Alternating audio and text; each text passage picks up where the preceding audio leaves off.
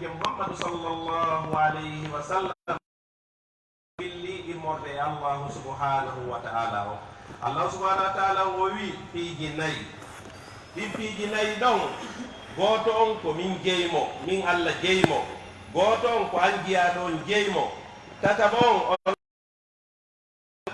naya bon on ɗon ko hakkude ma e jiyaɓe woni Allah subhanahu wa ta'ala o wi amma non o taw Allah jeymo rewan hara shirka naali ka en andi wondema no waɗɗi en ndereweten Allah hara en shirkanali mo fewu sabuna mo shirkani Allah yo andu haray o heɓi haray dunubu molana koyna seeɗa jon noon Allah subhanahu wa ta'ala o rewmo wata en shirkan mo dey wo wo onon tawɗo on ɗon no wodanma jungam min Allah ko honɗum woni ɗum ko kala golle moƴƴe ɗe golluɗa kala golle moƴƴe ɗe golluɗa min Allah mi yoɓete ɗe Allah yeeti en ɗum kala golle moƴƴe ɗe golluɗen o yoɓay en o wi kadi o tawɗo noon on ɗon on haray meɗen enen ɗiɗo ɗum woni hakkude jiyaɗo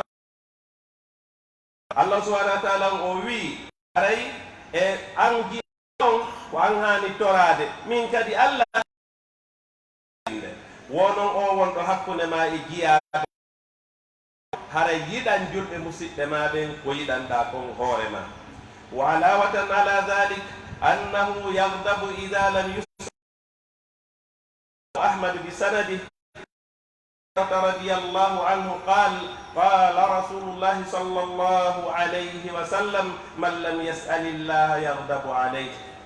ولأهمية الدعاء حصر النبي صلى الله عليه وسلم العبادة في الدعاء روى الإمام أحمد بسنده عن النعمان بن بشير رضي الله عنه قال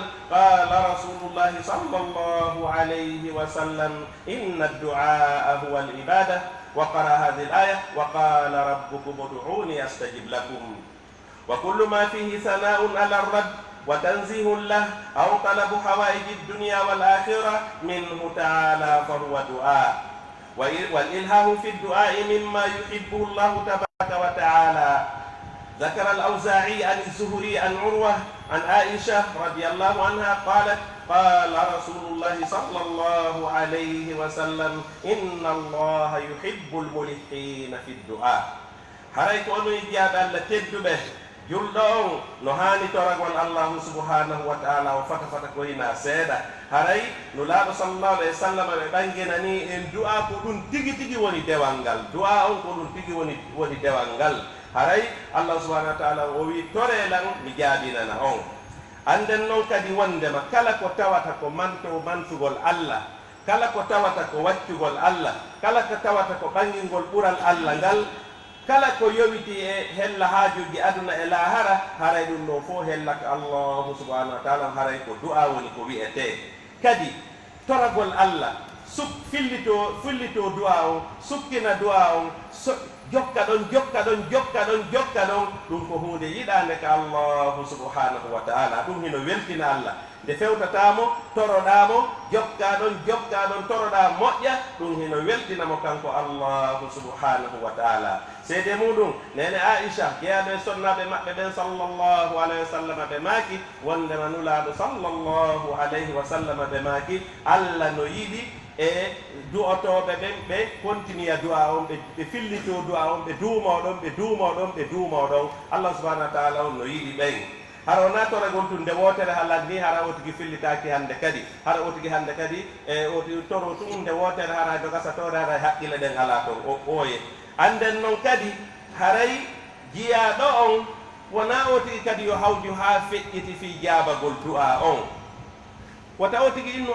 tigi otigi toriki haronki ɗum jabaki joni acciri ni taw otigi waɗu ɗum ndey sabuna o du'a ɗum no wayitiri wa awru haray so otigi waɗi awru haray tuma o oti koyo ƴewto ko aawi kon koyo o yardu koyo o wattu yiili e muɗum kono noon si tawi misal ngesa o tigi mbangoña tigi neebi mbari maali tigi accirini tako tigi tigi ho wata aynata wattata yiili est ce que nafoore ɗuuɗa yaltude nder ton awa du'a o kadi ooti koyo duumo e muɗum nayo o tigi accutu seede muɗum hadith no ton mo tawataka fi sahihi muslimin an abi hurayrata radiyallahu an la yazalu yustajabu lil abdi ma lam yad'u bithmin aw qati'ati rahim ma lam yasta'jil. قيل يا رسول الله ما الاستعجال؟ قال يقول قد دعوت وقد دعوت فلم أر يستجاب لي فيتحسر عند ذلك ويدعو الدعاء. نلا صلى الله عليه وسلم أماكي وندما هري سيرتا جيا دون هما جاني دعاء مكودين بيرو أتوراكي كتاواتا هنا وندي إذنوبي ما دون تجيغول إندان تنم كبيرو أوتيغي هاوجالي دعاء أو يجابو on tuma nulaaɗo lanndaaɓe ma inna ene nulaaɗo ko hennu woni hawjugol bi mana ko honno o tigi warrata tawaɗe ɗon ɗoti kontama hawjuɗo on tuma nulaaɗo sallallah alih w sallam ɓe maaki kode jiyaɗo wiyata a tigi tigi o titorike haaronki ɗum hunde jaabaaki o titoriki allah haaronki ɗum e du'a on jaabaaki few tigi tigi acciri ni tode ɓa duyke haaronki toriki allah ha jaabaaki wo hannde kadi o tigi noon o tigi o tañi ɗum ko faljere molanade noon innugol joni kañum toriki allah ha jaabaki est ce que wa joni ko haɗi gon jaabo ella on na hara wa joni hara ko e toroto ɗon tigi ella o woni haray woti koye o wattu yiili e ɗum sabuna ellaji goo no woodi ɗi arata ɗi tawata so tawi ɗi woni e du'oto ɗon hara ɗin ɗon tigi ɗi wawa sakkade neɗɗo jaabagol du'aji ɗi o tigi woni torade allahu subhanahu wa taala ɗin wa ida ijtama'a ma du'ai hudurul qalb wa hasara hammahu ala almatlub وصادف وقتا من أوقات الإجابة الست وهي الثلث الأخير من الليل أو عند الأذان أو بين الأذان والإقامة أو أدبار الصلوات المكتوبات أو عند صعود الإمام يوم الجمعة على المنبر حتى تقضى الصلاة أو آخر ساعة بعد العصر من ذلك اليوم وصادف خشوعا في القلب وانكسارا بين يدي رب وذلا وتضرعا ورقة واستقبل الداعي القبلة وكان على طهارة ورفع يديه إلى الله وبالله صلى الله عليه وسلم ثم قدم بين يدي حاجة التوبة والاستغفار ثم دخل على الله وألح عليه في الدعاء وتوسل إليه بأسمائه وصفاته وتوحيده وقدم بين يدي دعائه صدقة ولا سيما إذا صادف الأدعية النبي صلى الله عليه وسلم أنها مظنة الإجابة. يا الله تدبه o du'a mo tawata julɗo on hino torade Allah ɗum si hawrodiri e tawata ɓernde o tigi no fixi e ko o tigi woni torade kon Allah fi muɗum ta o tigi no ƴetti himme mum on fof waɗi e ɗum ɗon wata haqqille o tigi ɗen no fixi e hunde nde towaɗi torade nden Allah o tigi no laɓɓini ɓerde mum nde no fewti Allahu subhanahu wa ta'ala ha ɗum haray no heewi nde jaaboto tentini noon si ɗum hawrodiri e ɗi wakutuji jeego maɗum e nder ɗi tañji jeego ɗi tawata ɓanginama fi muɗum haray ko heddi woni ɗin haray ɗin wakutuji ɗon haray ko wattugol yiili e majji toro Allah e ɗin ɗon moƴƴa haray ko hendi woni ɗin haray ko tataɓal jemma sakkitoral ngal ɗum woni si o tigi sendi jemma on pecce tati feccere sakkitorde nden maɗum fewndo noddinandu ɗum maɗum hakkude noddinandu ɗum e darnandu ndum maɗum battene julɗele farilla ɗen jowi batte ka oti gayni juulude ɗon wattene yili ɗon noon dey hara hina innugol joni sifa e nokkeli goo tawta ɗum kadi koye waɗitere kadi ta hino yowitori e hella e nooni e bida misal joni wigol awa haray joni ɓay gaynama juule ta no waɗa goto ɗon on ɗum tu woni du'otoɗo luttuɓe fof nayo du'o kamɓe koɓe jaɓu tum amina na on noone ɗon dey maɗum wigol joni haray ko fatiha laabi beruɗo ida jaa nasrullahi laabi beruɗo sifa wano noon na ɗum ko si tawi neɗɗon o gayni juulude kanko tigi o fewta allahu subhanahu wa taala o toro Allah ko o faala kon ko wano noon kadi fewno ka imam on ƴawata ɗon ko gangunal fi juma on ha tuma julde ha tuma juma on jotti kon taw tuuba o rutto ka Allah o dubbina waɗugol istighfar hande kani noon o tigo toro Allah o sukkina tora gongol o torora Allah hennu o torola Allah inde ma inde kañum Allahu subhanahu wa ta'ala den e sifaji Allahu subhanahu wa ta'ala din o tigi o wowtindina Allahu subhanahu wa ta'ala on haray ɗum ɗo ko sikko ni woni ko du'orte ko ni woni ko tororte Allah ɗum ko hunde labade noon ɗum ɗo si tawi tentini hawrodiri e goɗɗo e ɗi waɗutuji ɗi tawata no miija haa do e fellutude du'a no heewi jaabagol e majji haray no tijja haray e leele du'aji ɗi ɗi jaaboto wa minha ma fi sunani wa sahih muslim an abi hatim an anas radiyallahu anhu annahu kana ma'a rasulillahi sallallahu alayhi wa sallam jalisan wa rajulun yusalli thumma da'a faqala allahumma inni as'aluka bi anna laka alhamd la ilaha illa anta أنت المنان بديع السماوات والأرض يا ذا الجلال والإكرام يا حي يا قيوم فقال النبي صلى الله عليه وسلم لقد دعا الله باسمه العظيم الذي إذا دعي به أجاب وإذا سئل به أعطى هري مسبت الدبه هري رلا صلى الله عليه وسلم يندغو تري بتولي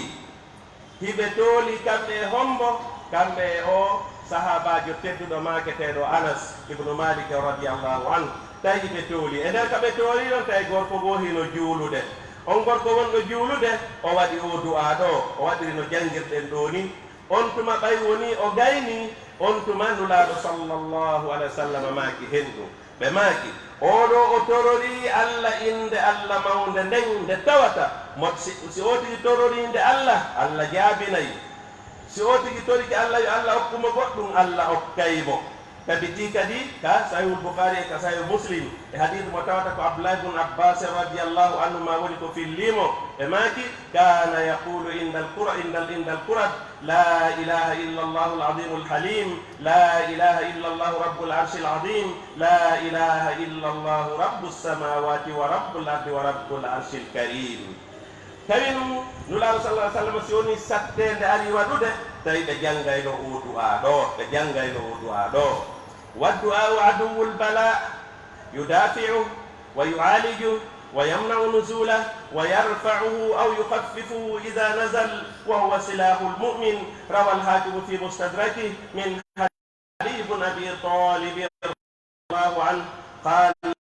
رسول الله صلى الله عليه وسلم الدعاء سلاح المؤمن وعماد الدين ونور السماوات والأرض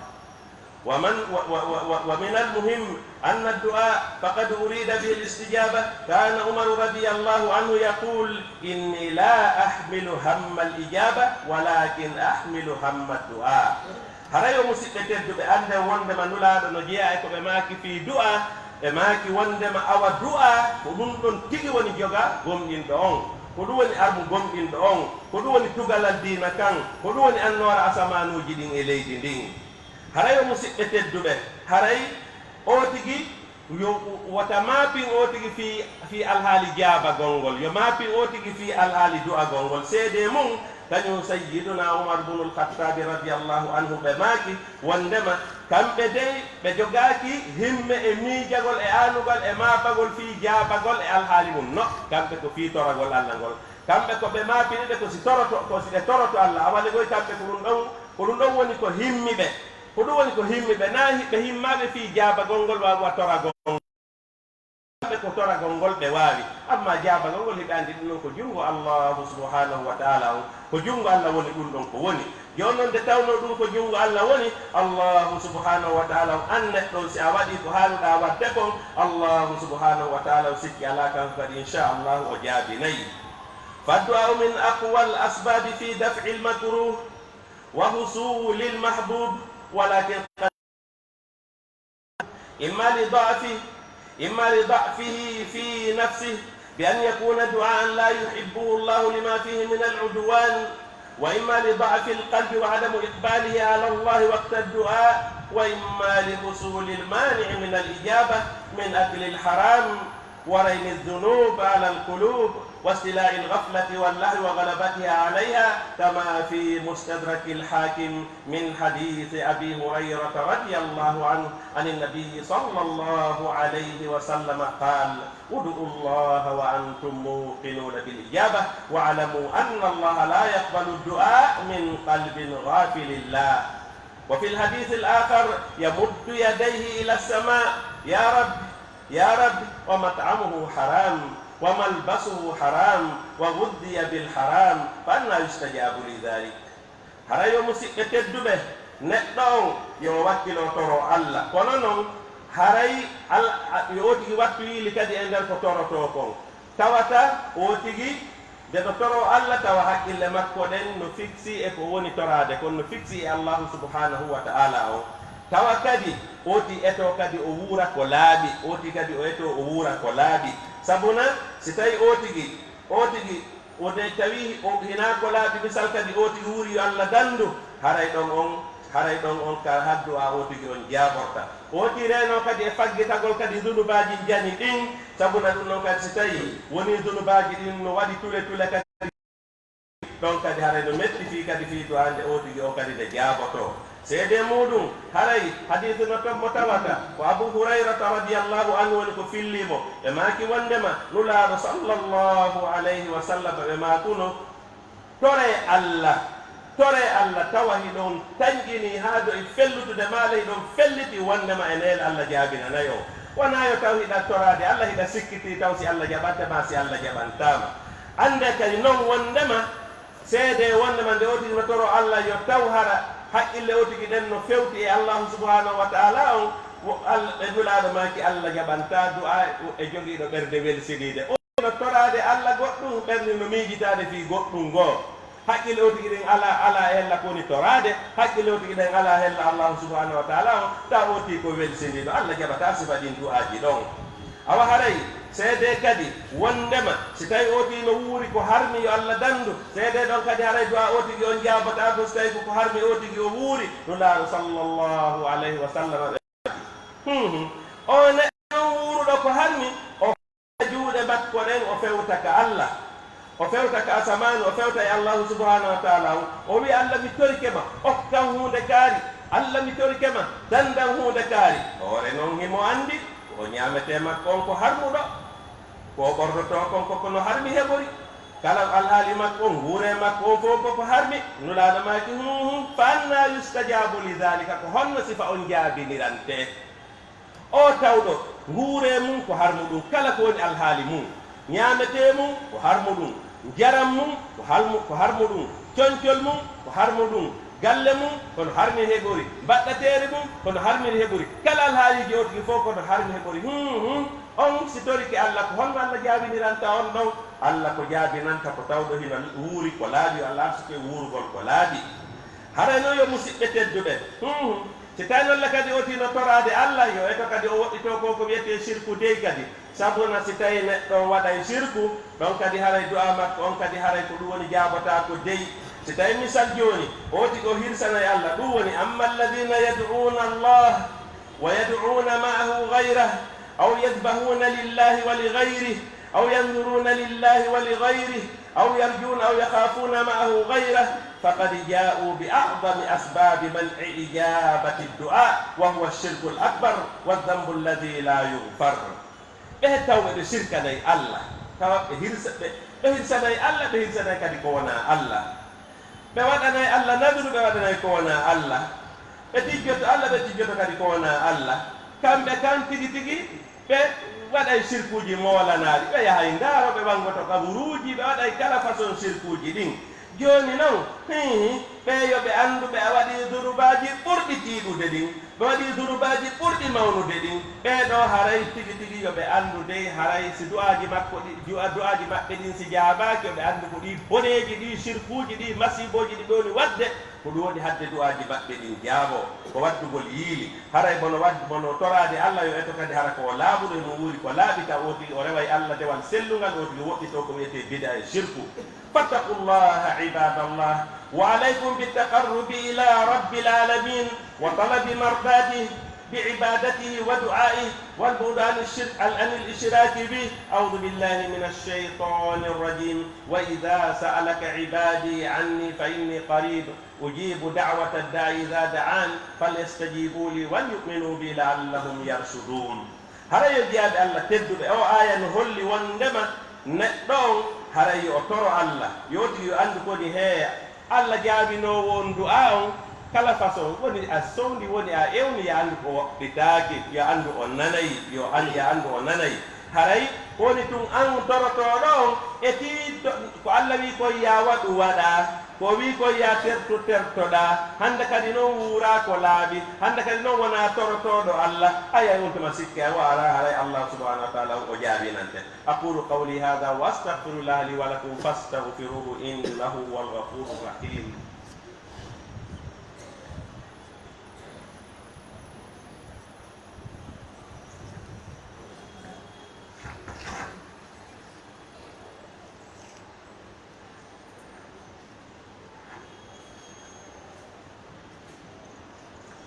الحمد لله وحده والصلاة والسلام على من لا نبي بعده. الحمد لله مجيب دعوة المضطر إذا دعاه وأشهد أن لا إله إلا الله وحده لا شريك له أعبده ولا أعبد معه سواه وأشهد أن محمدا عبده ورسوله. أما بعد فيا عباد الله أوصيكم وإياي بتقوى الله والأخذ بأسباب إجابة الدعاء والحذر من موجبات رده. قرأ بعض الصحابة سورة الفاتحة على لبغ فشفي في الحال وما ذاك إلا لاكتمال أسباب إجابة الدعاء. يا الله تدبه باو يتقل الله سبحانه وتعالى جل نبي محمد صلى الله عليه وسلم قلنا برامه الله سبحانه وتعالى. يا الله تدبه بوسيك هو يقول الله سبحانه وتعالى etagol tinno ha ƴetta jogito sabuji wonayɗi ɗin ha du'a jaabo sabuji jaabagol du'a ɗin rento kadi renagol moolanagol e faggitagol piiji sakkotoɗi ɗin jaabagol du'a. ndaren do yimɓe moƴƴuɓe feƴƴunoɓe ñande goo goɗɗo goo ɗum woni goɗɗum fiɗimo comme wono yaari ni misal fiɗimo on tuma goɗɗo goo jangi suratul fatiha moƴƴiri ɗum ɗon ko yaarede fiɗimo kon ma ko fiɗimo kon ko fiɗimo kon. Allah subhanahu wa taala waɗi barke e muɗum o ɓutti few ɓutti kon waɗi ɗum ko par ce que tawi on waɗuɗo ɗum ko par ce que tawi gogo himo wuuri ko laaɓi ɗiɗi himo reeni e dendagal piiji ɗi Allah toŋi ɗin tati ɓerde ko atti subhanahu wa ta'ala himo woɗɗiti shirku e bida himo ɗofti Allah subhanahu wa ta'ala ɓerde makko ɗen kañum kadi no fewɗi e Allah subhanahu wa ta'ala. إبراهيم بن أدهم الزاهد المعروف بسوق البصرة فاجتمع عليه الناس فقالوا له يا أبا إسحاق ما لنا ندعو فلا يستجاب لنا؟ قال لأن قلوبكم ماتت بعشرة أشياء عرفتم الله فلم تؤدوا حقه وادعيتم أنكم تحبون رسول الله وتركتم سنته وقرأتم القرآن فلم تعملوا به وأكلتم نعمة الله ولم تؤدوا شكرها وقلتم إن الشيطان عدوكم ووافقتموه وقلتم إن النار حق ولم تهربوا منها وقلتم إن الجنة حق ولم تعملوا لها وقلتم إن الموت حق ولم تستعدوا له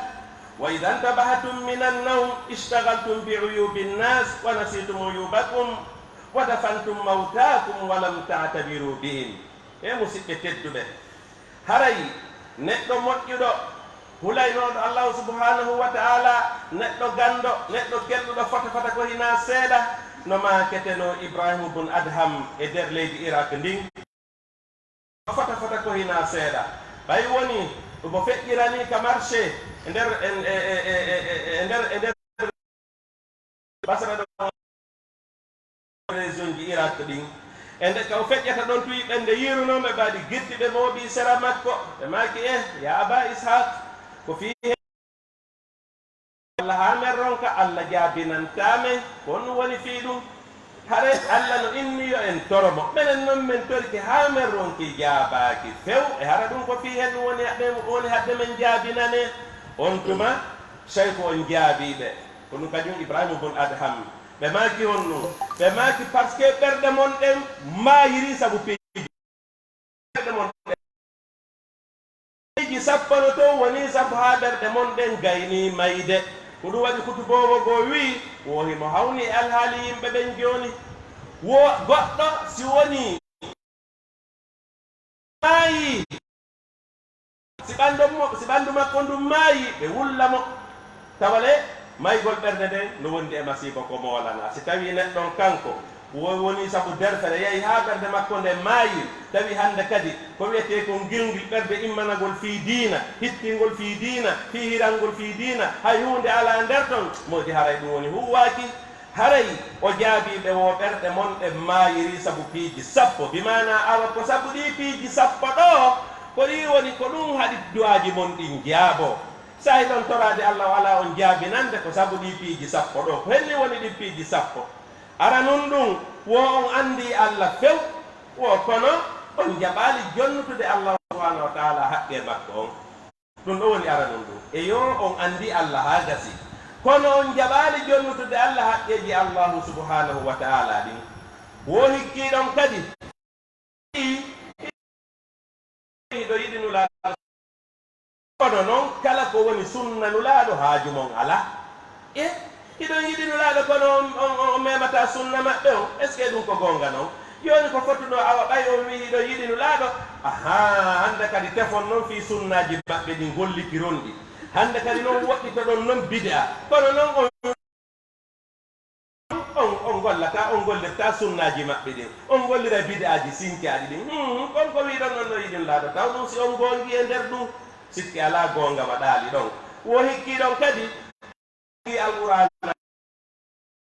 on jaɓali gollitirde nde ko Allah wi kon yo waɗe ka nder alqur'ana on waɗali few ko Allah wi kon yo terte ka alqur'ana on jaɓali tertade few ɗum ɗon kadi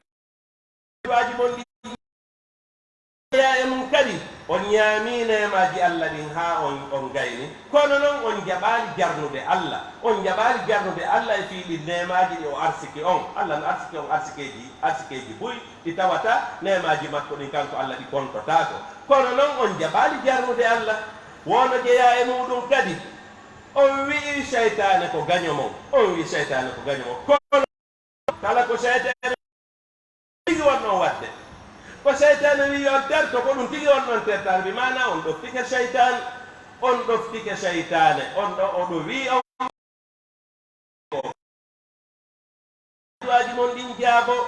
wono jeeya e muɗum kadi on wi'i wondema jahannama ngel konge gonga Allah no tagi wo kono noon on jaɓali dogugol pottito yiite gen mbimana on jaɓali gollude golleji wonaji sabu ha dande ɗo yiite gen ko golleji wonaji sabu ha naato yiite gen ko ɗin won ɗon gollude o ɗum noon kayno tawa ko haɗi doaji mon ɗin jaabo wo on wi'i kadi wondema he aljanna ko gonga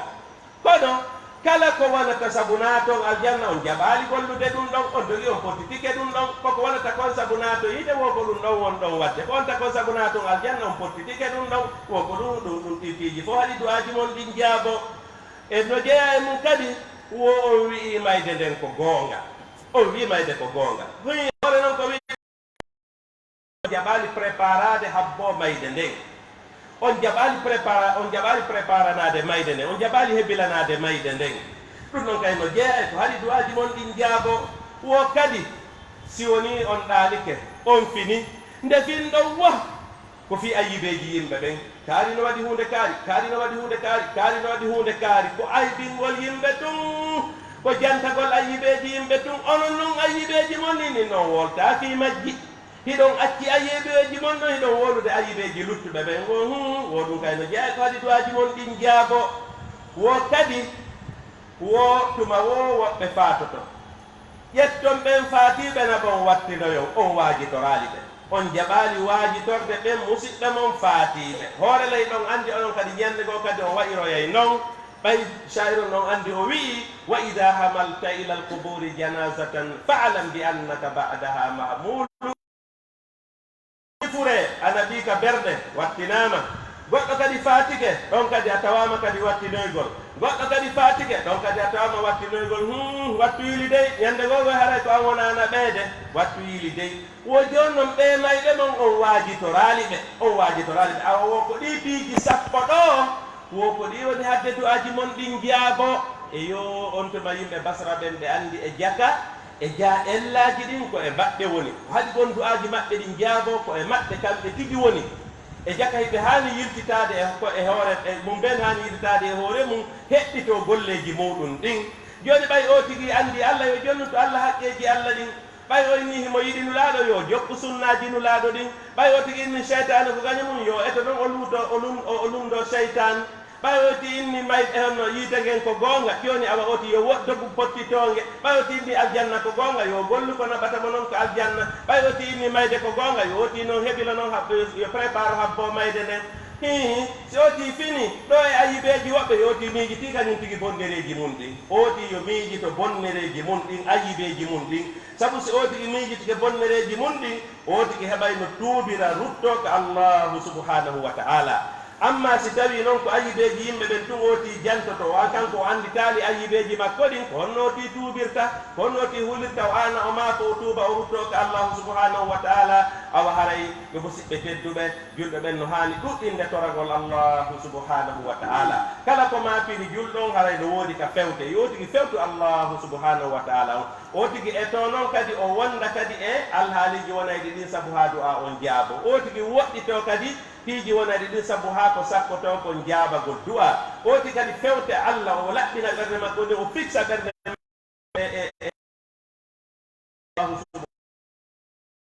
torade allah himo miijito fi goɗɗungo ɓere nden ko welsindinde o tigi o watta o ɗuɗɗina toragol hara o tigi kadi haw jaali o jaaba no jeeya e borre needi ka du'a wigol o ti toriki allah haronki ɗum jaabaki o ti accirini ni no ɗum ko pagere wata accirni few an jokkuɗon tun kodi wa joni ɗum no jaabade e cenɗegoɗe tawata an tigi e anda fimum wa joni ɗum no jaabade goy hara an tigi e anda sabu na haray si a woni torotoɗo allah a woni du'otoɗo ya andu imma allah jaabinane yiyaki san ma ɗum allahu subhanahu wa taala on tawa no hoddirno masibo wi molanagil no fokkitanno ma allah subhanahu wa taala waɗa du'a o saabu gui masibo win ɗon gin woope ma hay sigin hewtima tawa sa wattano du'a no gin tiiɗay no ɓuuri ɗon ma ɗum harana ɗum ɗon fof allahu subhanahu wa taala moɓidirani ɗum ɗon fof marane ha ñande dalngal ɗum fof wonane saabu natugol aljanna awa haray toroɗen allahu subhanahu ɗuɗɗinen waɗugol du'a en torki allahu subhanahu wa taala on dendagal ɗi soñƴaji dendagal ɗi toñidiroji dendagal ɗe ɗi tampereji ko woni hakkudeji meɗen yo allah ittan en ɗum bi rahmatika ya arhamar rahimin iɗen tori allahu subhanahu wa taala yo allah dandu e wonude toñoɓe yo allah dandu kadi en toñede ya rabbi ya aziz ya ghaffar den tori allahu subhanahu wa taala allah yo e wonu jaabinanteɓe du'a allah yo e wonu jaabinanteɓe du'a allah yo e wonu jaabinanteɓe du'a برحمتك يا أرحم الراحمين اللهم اجعلنا ممن يستمعون القول فيتبعون أحسنه أولئك الذين هداهم الله وأولئك هم أولو الألباب أقم الصلاة إن الصلاة تنهى عن الفحشاء والمنكر ولذكر الله أكبر والله يعلم ما تصنعون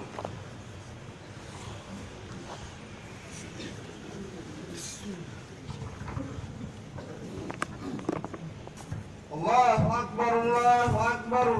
أشهد أن لا إله إلا الله أشهد أن محمدا رسول الله حي على الصلاة حي على الفلاح قد قامت الصلاة قد قامت الصلاة الله أكبر الله أكبر لا إله إلا الله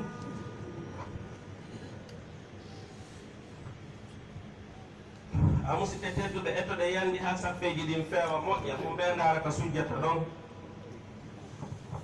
sawfa atadilu yarhamukumullah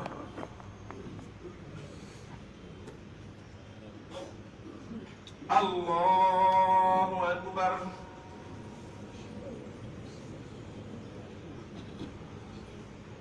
alhamdulillahi rabbil alamin الرحمن الرحيم مالك يوم الدين إياك نعبد وإياك نستعين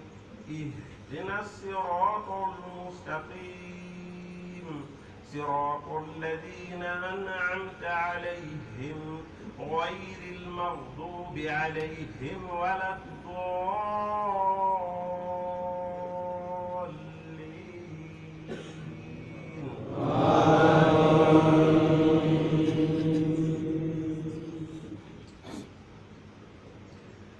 الحمد لله الذي وهب لي على الكبر إسماعيل وإسحاق إن ربي لسميع الدعاء رب اجعلني مقيم الصلاة ومن ذريتي ربنا وتقبل دعاء ربنا اغفر لي ولوالدي وللمؤمنين يوم يقوم الحساب ولا تحسبن الله غافلا عما يعمل الظالمون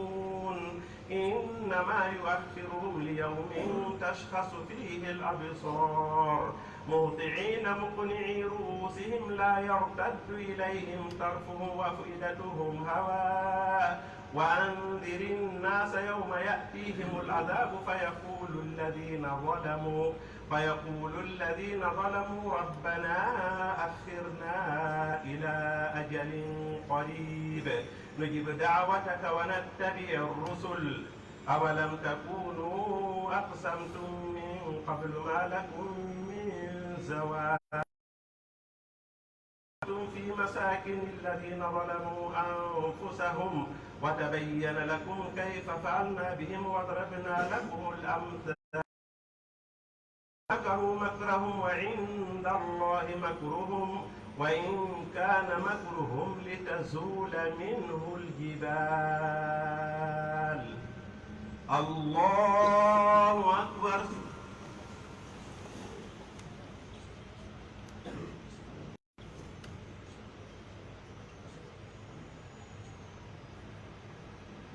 سمع الله لمن حمده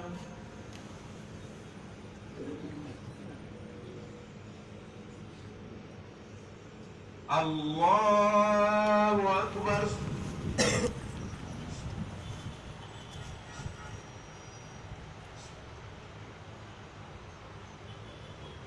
الله أكبر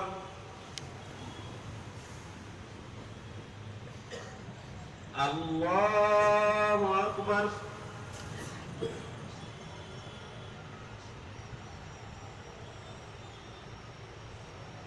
الله أكبر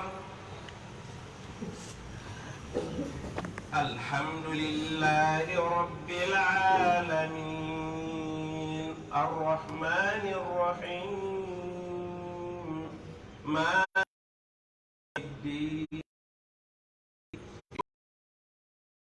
وإياك نستعين اهدنا الصراط المستقيم صراط الذين أنعمت عليهم ولا الضالين